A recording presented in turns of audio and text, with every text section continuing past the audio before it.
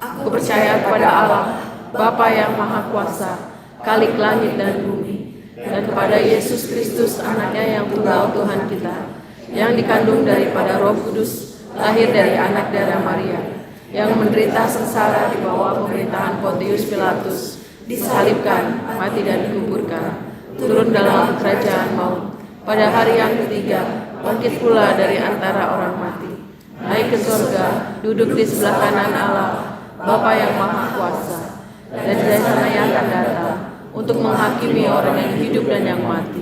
Aku percaya kepada Roh Kudus, gereja yang kudus dan am, persekutuan orang kudus, pengampunan dosa, kebangkitan orang mati, dan hidup yang kekal.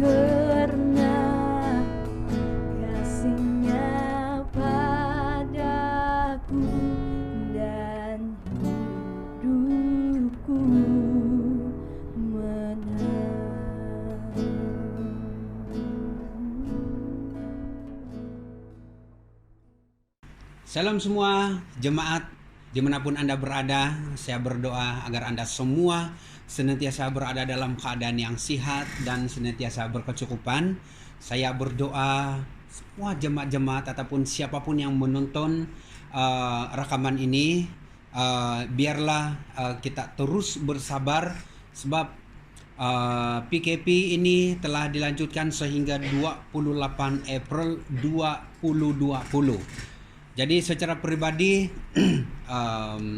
bagi saya secara pribadi, PKP ini membuat keluarga yang pertama dapat berdoa bersama, anak-anak mulai berkhotbah di dalam keluarga, doa di dalam keluarga itu semakin kerap dan mantap, dan anak-anak mulai bercerita tentang Tuhan Yesus di dalam keluarga, anak-anak mulai berdoa syafaat, dan suami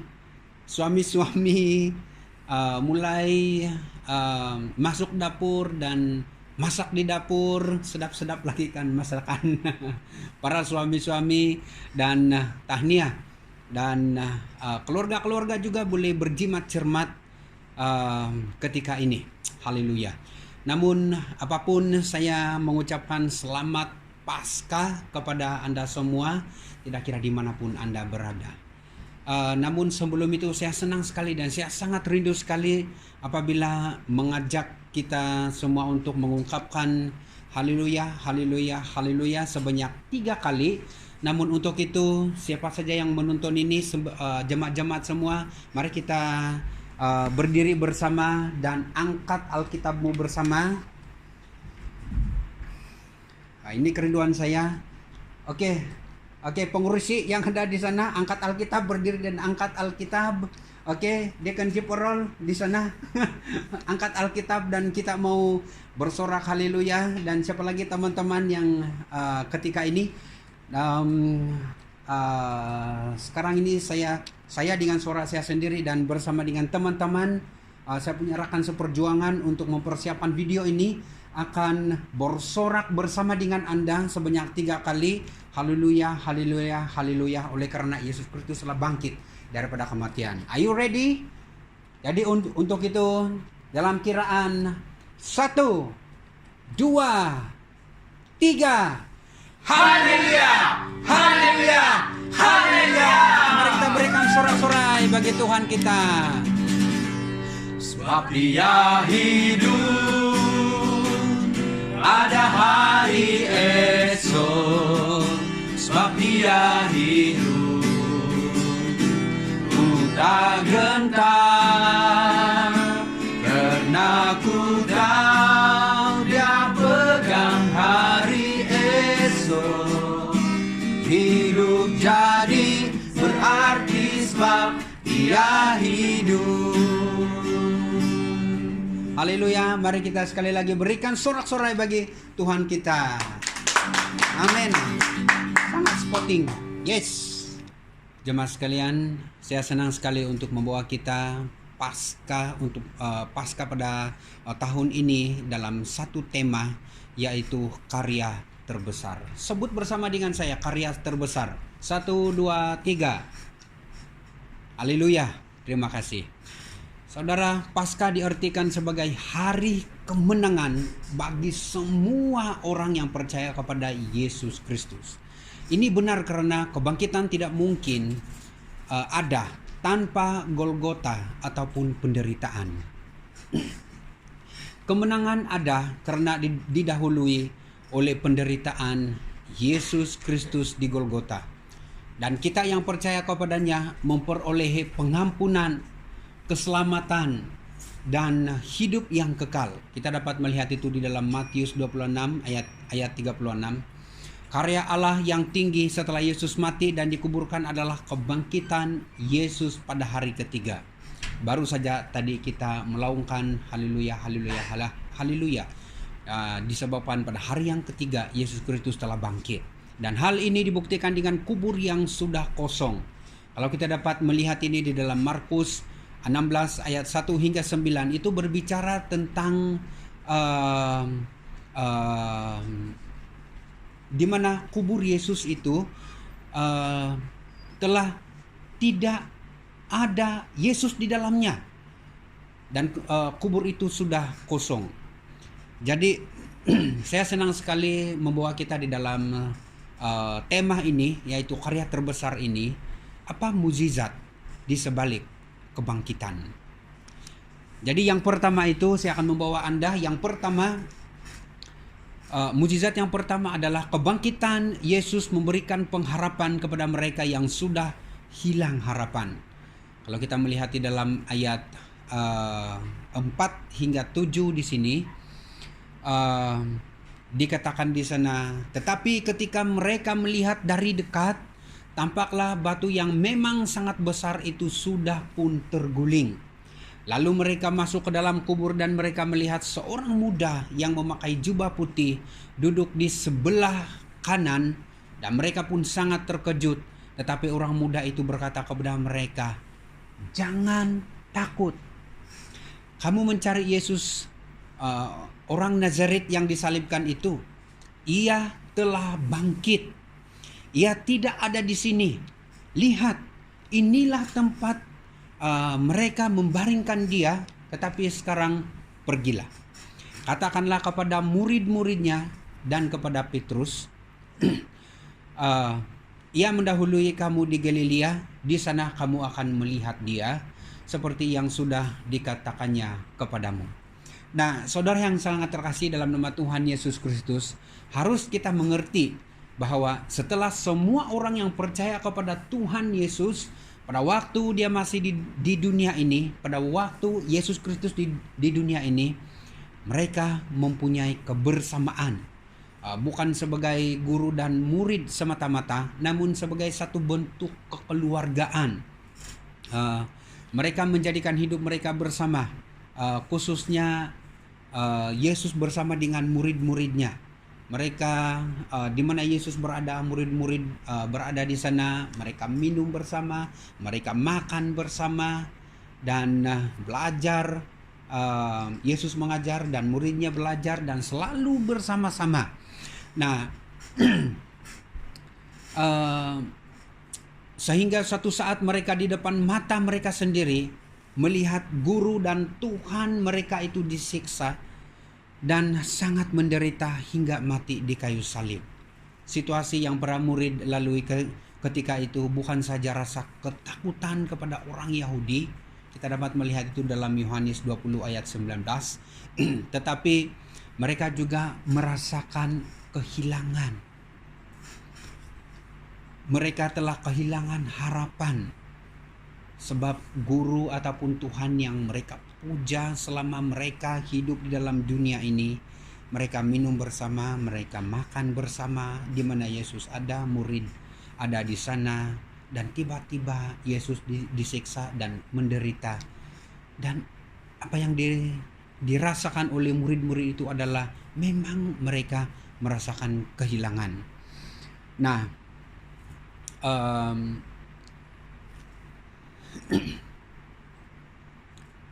mereka merasakan ketakutan, mereka merasakan kekecewaan, merasakan kehilangan harapan. Itu adalah perkara normal yang harus dilalui sebagai seorang manusia yang normal dan hidup di dalam dunia ini. Segala situasi yang kita lalui pasti akan menekan kita. Sama seperti mana yang dilalui oleh para murid ini, mereka telah kehilangan Yesus Kristus. Maka kehadiran Tuhan Yesus dengan dia menempatkan dirinya adalah untuk memberikan pengharapan yang baru, penghiburan yang baru buat mereka, sehingga semua orang yang melihat dia itu bersukacita. Tidak lain dan tidak bukan, itu adalah damai sejahtera yang belum pernah mereka alami pada ketika itu. Kalau kita dapat melihat itu di dalam Yohanes 20 ayat 19, kalimat pertama yang keluar mulut daripada Yesus Kristus itu adalah damai.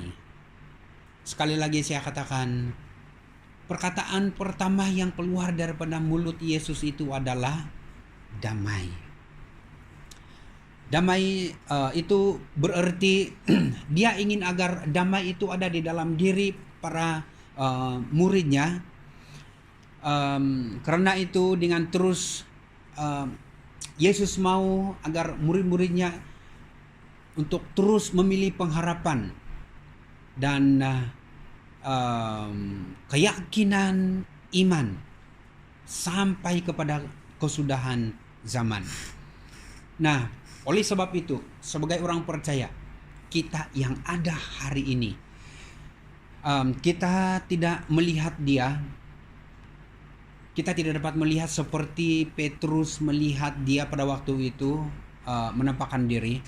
Kita hanya tahu peristiwa kebangkitannya dari kitab suci, seperti mana Paulus katakan di dalam ayat 4, ia telah dibangkitkan pada hari ketiga sesuai dengan kitab suci. Oleh karena itu harapan kita yang terbesar ada di dalam kitab suci ini. Mukjizat kita tidak jauh dari kita. Lihat pada kitab suci, karena dasar pengharapan kita sudah tertulis di dalam Alkitab ini. Saudara, pengharapan kita begitu jelas dan sukacita, keyakinan kita itu sudah termaktub dan sangat jelas. Nah, itu adalah mukjizat daripada kebangkitan yang pertama. Dan yang kedua ini, mukjizat yang terjadi melalui kebangkitan Yesus Kristus adalah karya terbesar adalah kebangkitan mengubah keberadaan diri. Kita melihat di dalam 1 Korintus 15 ayat 19. 1 Korintus 15 ayat 9 hingga 10. Saya membacakan di sini, karena aku adalah yang paling hina dari semua rasul, bahkan tidak layak disebut rasul pun, sebab aku telah menganiayai jemaat Allah. Tetapi karena kasih karunia Allah, aku adalah sebagaimana aku ada sekarang, dan kasih karunia yang dianugerahkannya kepadaku tidak sia-sia.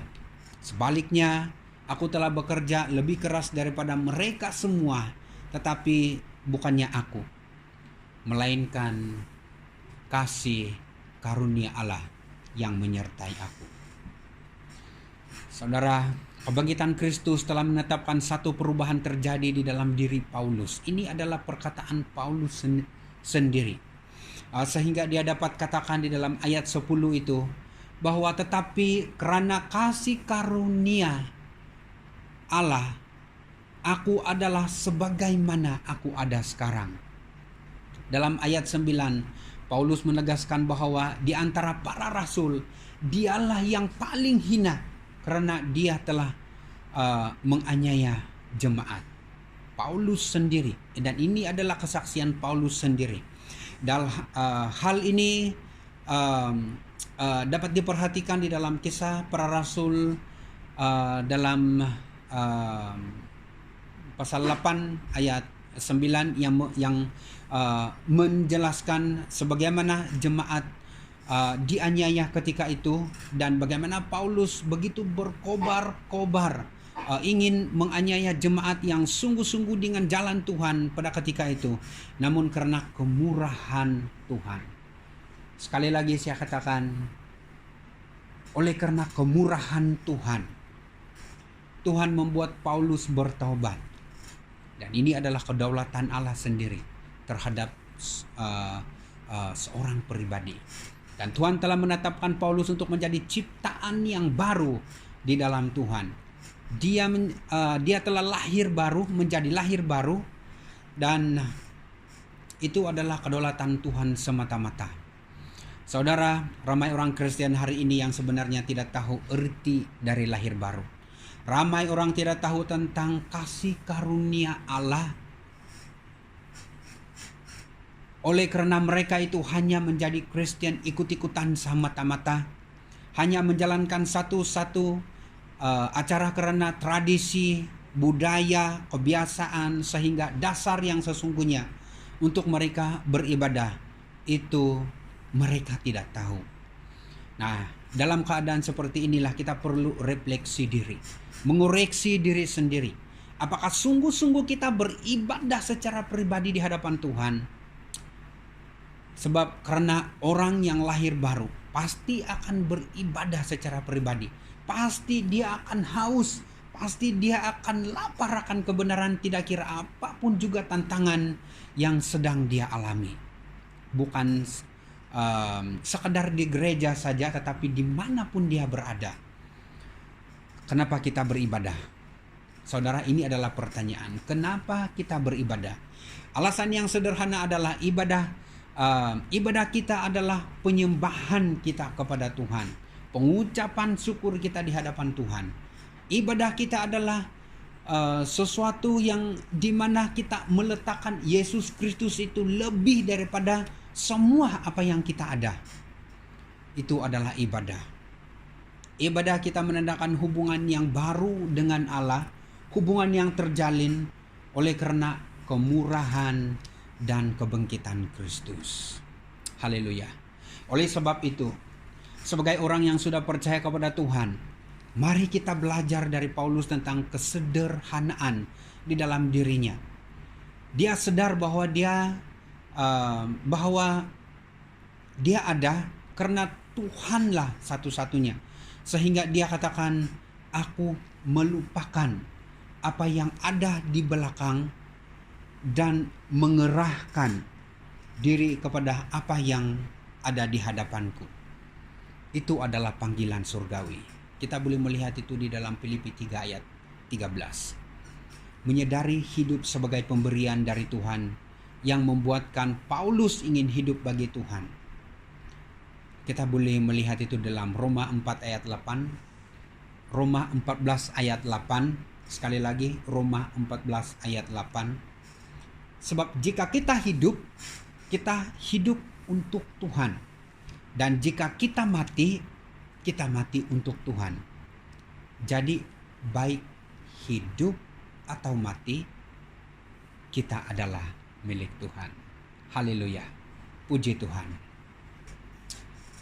Jemaat yang dikasihi Tuhan, mukjizat ataupun karya terbesar yang kita belajar melalui kebangkitan Kristus ini. Yang ketiga adalah hidup bukan untuk diri sendiri lagi. Kita dapat melihat itu dalam 1 Korintus 15 ayat 10b, berkata di sana, dan kasih karunia yang dianugerahkannya kepadaku tidak sia-sia. Sebaliknya aku telah bekerja lebih keras daripada mereka semua, tetapi bukannya aku, melainkan kasih karunia Allah yang menyertai aku.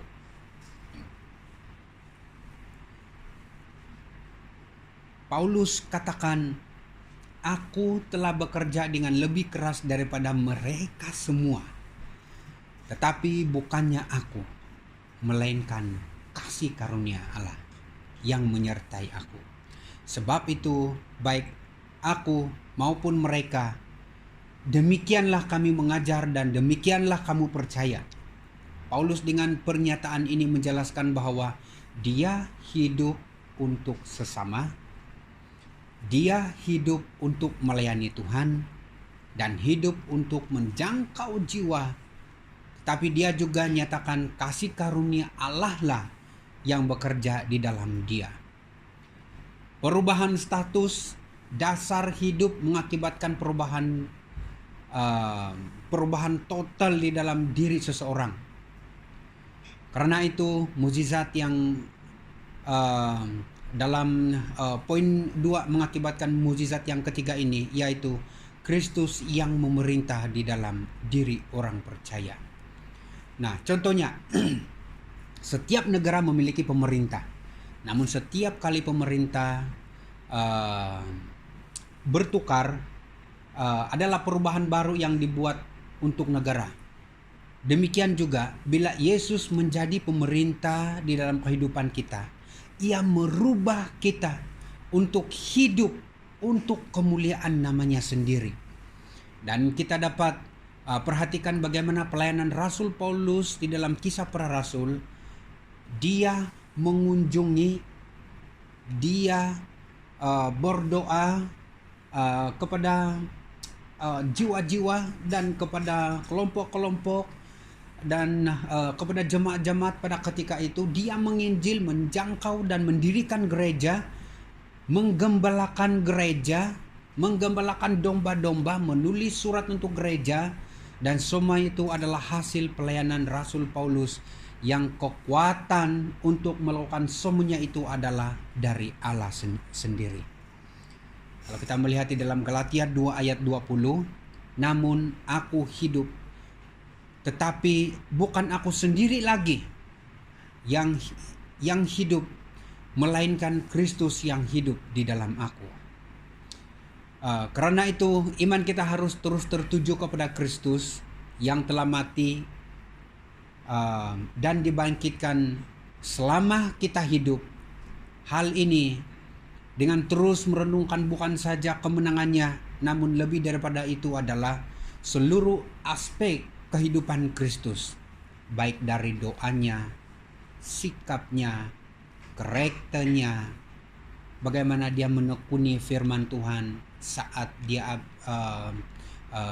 berada di dunia ini, caranya untuk melayani, pergaulannya dengan masyarakat. Sebab itu Paulus katakan, hendaklah kamu dalam hidupmu bersama menaruh pikiran, perasaan yang terdapat juga di dalam Kristus Yesus.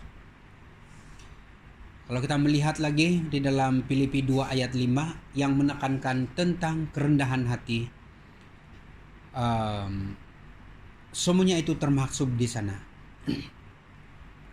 Oleh karena itu, saudara yang sangat terkasih dalam nama Tuhan Yesus Kristus, mari kita tetap saling untuk memperhatikan satu dengan yang lain di dalam saat-saat seperti ini, karena Kristus juga memperhatikan kita, baik dari surga, baik Roh Kudus yang Yesus kirimkan kepada kita. Dia memperhatikan kita lewat orang percaya lainnya. Yesus bekerja melalui orang-orang yang percaya kepadanya. Mari kita terus bersandar kepada karunia Allah di dalam melayani sesama, karena jerih payah kita selama kita melayani, menolong orang lain, semuanya itu tidak sia-sia, melainkan ada upah yang besar di bumi, juga upah besar di surga. Nah, untuk itu sadarilah, percayalah, yakinilah, hidupilah bahwa tiada saatnya mukjizat tidak berlaku di dalam kehidupan kita. Tidak ada karya yang terbesar yang tidak berlaku di dalam kehidupan kita. Selama kita masih bernapas, itu juga merupakan satu mukjizat yang besar di dalam kehidupan kita yang Tuhan berikan. Jika Tuhan tidak memberikan mukjizat itu, maka habislah hidup kita, yaitu napas kita sendiri. Namun ingat, mukjizat terbesar bukanlah orang mati yang bangkit daripada kubur, tetapi orang yang menghidupi pengharapan kepada Yesus yang sudah bangkit. Itulah mukjizat yang terbesar. Untuk itu jemaat sekalian, saya senang sekali membawa kita di dalam doa. Terima kasih untuk perhatian Anda semua, dan saya berdoa, kau berdoa dalam hati, dan saya pimpin dalam suara kedengaran. Mari kita berdoa. Segala pujian dan hormat, terima kasih Tuhan karena karya terbesar yang telah terjadi melalui kebangkitan adalah merupakan satu pengucapan syukur yang begitu besar di dalam kehidupan kami. Kami telah belajar melalui firman-Mu bahwa kami hidup bukan daripada roti saja, tetapi kami hidup melalui firman yang keluar daripada mulut Allah sendiri. Mari Tuhan, Engkau terus memberkati setiap jemaat yang sudah belajar bersama tentang kebenaran firman-Mu.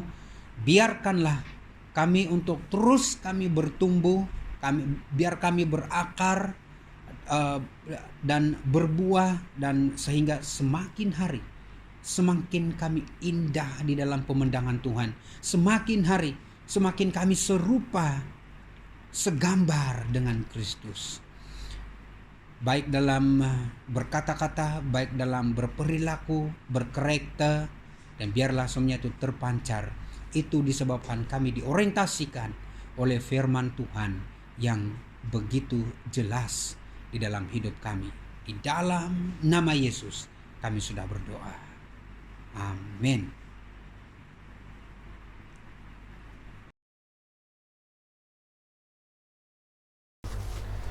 Bapa kami yang di surga, dikuduskanlah namamu, datanglah kerajaanmu, jadilah kehendak-Mu di bumi seperti di surga. Berikanlah kami pada hari ini makanan kami yang secukupnya, dan ampunilah kami akan kesalahan kami, seperti kami juga mengampuni orang yang bersalah kepada kami. Dan janganlah membawa kami ke dalam pencobaan, tetapi lepaskanlah kami daripada yang jahat, karena Engkaulah yang mempunyai kerajaan dan kuasa dan kemuliaan sampai selama-lamanya. Untuk itu jemaat sekalian, saya senang sekali dan sangat rindu untuk berdoa bagi Anda semua. Saya yakin dan percaya bahwa walaupun hanya melalui media ini, tetapi kuasa Tuhan itu tidak terbatas untuk memberkati bagi kita semua. Untuk itu jemaat sekalian, mari kita berdiri bersama dan saya berdoa. Tuhan memberkati engkau dan melindungi engkau. Tuhan menyinari engkau dengan wajah-Nya dan memberi engkau kasih karunia. Tuhan menghadapkan wajah-Nya kepadamu dan memberi engkau damai sejahtera. Bapa di sorga, saya berdoa khusus untuk jemaat ketika ini yang tetap berada di rumah, sementara perintah kawalan pergerakan ini berlangsung. Kami mau berdoa supaya mereka tetap berkecukupan, ekonomi mereka diberkati oleh Tuhan sendiri, bahkan mereka sekeluarga dijaga khusus oleh Tuhan sendiri. Untuk itu Bapa di sorga, kami berdoa untuk hari-hari mendatang ini akan segera pulih di dalam nama Tuhan Yesus Kristus. Dan kami berdoa jemaat akan kembali bekerja, jemaat akan kembali melayani bersama. Dan kami berdoa supaya anak-anak sekolah akan kembali ke sekolah dan mereka boleh belajar. Dan kami mau berdoa apabila pelajaran mereka terjejas selama PKP ini, kami berserah penuh di dalam tangan-Mu Tuhan, supaya Engkau memberkati mereka dapat belajar, bahkan lebih baik lagi keputusan mereka di dalam exam nanti ini. Sama ada mereka yang di dalam peperiksaan UPSR, PT3, SPM, STPM, bahkan yang lainnya. Kami juga mau kami klaim doa ini Tuhan, bahwa mereka dijaga khusus oleh Tuhan, mereka diberi hikmat khusus oleh Tuhan, mereka diberi bijaksana khusus oleh Tuhan sendiri. Untuk ini Bapa di sorga, kami juga mau berdoa untuk jemaat-jemaat akan kembali bekerja, jemaat-jemaat akan kembali melayani bersama. Dan Engkau memberkati kesehatan mereka, Engkau memberkati kecukupan mereka, keluarga mereka, majikan ataupun tidak kira dimanapun mereka berada. Kami juga mau berdoa untuk penjawat awam yang berada di barisan hadapan untuk mereka bekerja. Mari Tuhan, Engkau sendiri memberi perisai bagi mereka semua. Untuk itu jemaat sekalian, saleh Kristus, pemberkatan daripada Allah Bapa, kasih karunia dari Yesus, serta persekutuan Roh Kudus yang manis dan lembut menyertai kita sekalian sehingga kedatangan Kristus yang kedua kali. Haleluya, haleluya, haleluya. Amin. Bapa, terima